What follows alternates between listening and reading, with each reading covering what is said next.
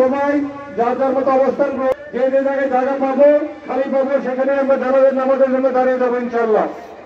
এখন আমাদের মাঝে সংক্ষিপ্ত আকারে বক্তব্য রাখবেন আড়াইশিটা কামিল মাদ্রাসার ভারপ্রাপ্ত প্রিন্সিপাল মাওলানা সিরাজুল সাহেব।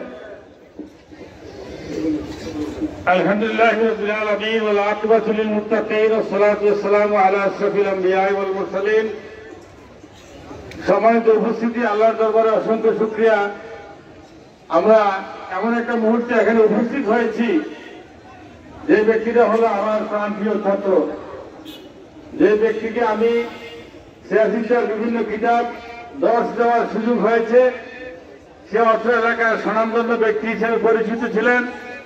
শুধু আলেম নয়, সে সকলের মনকে জয় করতে পেরেছে। আলেম ওলামা দেশে অভাব নাই। আমাদের চলার পথে অনেক ভুল ত্রুটি কথাবার্তা এসে অনেক কিছুই হতে পারে, কিন্তু মরহুম আব্দুল বাতেন এমন একটা গুণ নিয়ে সে দুনিয়া থেকে বিদায় নিয়েছে, যাকে এক বাক্যে সকলেই বলতেছে। আজকের এই উপস্থিতি প্রমাণ করে যে সে ব্যক্তি হিসাবে একজন সফল মানুষ হিসেবে আজকে দুনিয়া থেকে বিদায় নিয়েছে। তা আমরা বিশেষ করে তার জন্য দোয়া করব, আর দোয়া চলতেই থাকবে।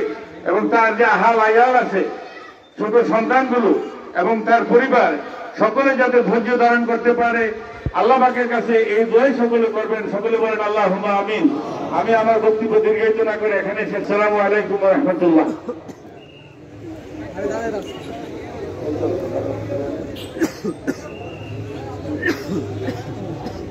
ইতিমধ্যে আমাদের মাঝে অনেকেই বক্তব্য রেখেছেন, আরো অনেকেই উপস্থিত হয়েছেন, গণ্যমান্য ব্যক্তিবর্গ, রাজনৈতিক নেতৃবৃন্দ, আলেম ওলামা মাশায়েখগণ। আমরা সময় সংক্ষিপ্ততার কারণে অনেককেই সুযোগ দিতে পারছি না। আপনারা সবাই